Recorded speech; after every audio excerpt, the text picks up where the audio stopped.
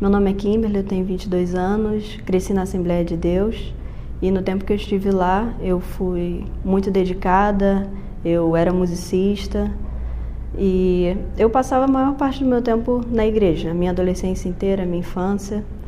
E chegou o tempo, na época do ensino médio eu fui batizada e eu passei a querer buscar me aprofundar no conhecimento da minha fé e parece que eu fui sentindo que não era o suficiente as respostas que eu tinha, que me davam acerca da fé.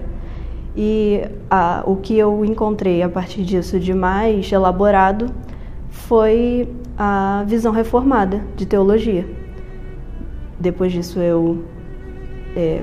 como era uma coisa muito mais profunda do que eu já tinha tido contato antes, eu me tornei calvinista. Mas como eu era musicista, apesar da minha visão reformada, ao qual eu tinha aderido, eu estava sempre em contato com igrejas pentecostais, neopentecostais, por conta da música. Mas sempre com esse sentimento de algo vazio, faltando. Eu queria preencher isso. E as pessoas sempre me diziam que eu nunca ia encontrar a igreja perfeita. E por um tempo de tanto ouvir isso, eu me conformei. Mas sempre sentindo esse incômodo. E eu lembro que uns amigos me emprestaram, um casal de amigos me emprestou um livro sobre oração. E nesse livro tinha muitas frases de São João da Cruz. E foi aí o meu primeiro contato com qualquer coisa católica. E eu achei tudo muito bonito e era muito diferente do que eu já tinha pensado ser catolicismo. Mas aí tudo bem, aconteceu e passou. Aquilo ficou ali, mas eu não dei tanta atenção assim. Só era uma coisa que tinha me chamado a atenção.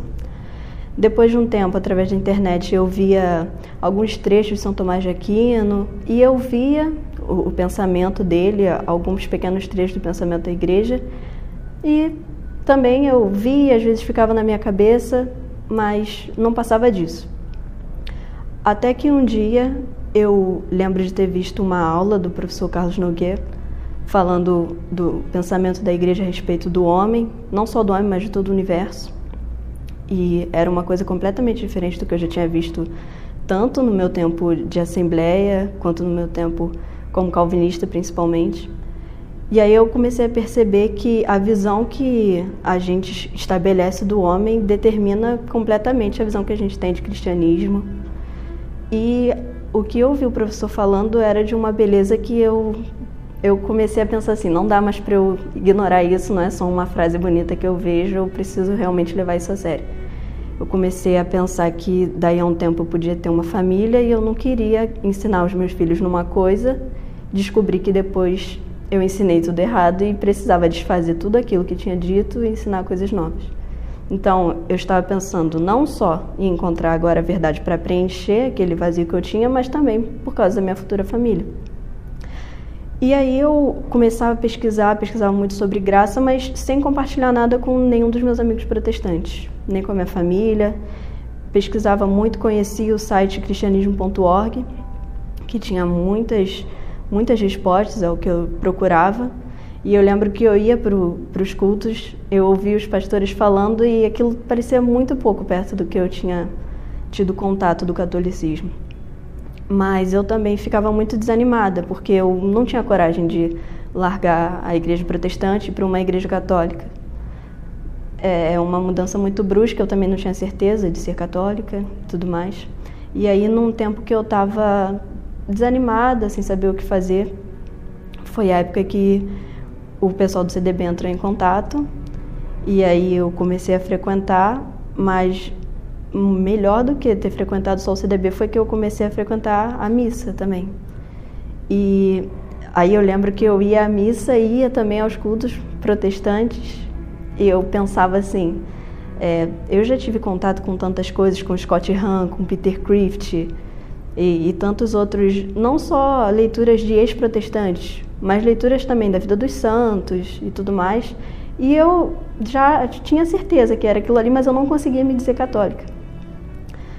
Depois que eu comecei a frequentar as missas e vi a devoção, a Eucaristia, Quando eu voltei aos cultos e eu não me sentia mais bem ali, eu não conseguia mais. Eu lembro de uma vez que foi a vez decisiva para eu decidir não participar mais dos cultos protestantes, que foi quando uma senhora do meu lado, durante a ceia, deixou cair um pouco do vinho no chão, e aí ela pisou no vinho e espalhou no chão. Aí parece que me deu uma dor, porque eu lembrei do cuidado que os católicos têm, e para o protestante isso não é nada.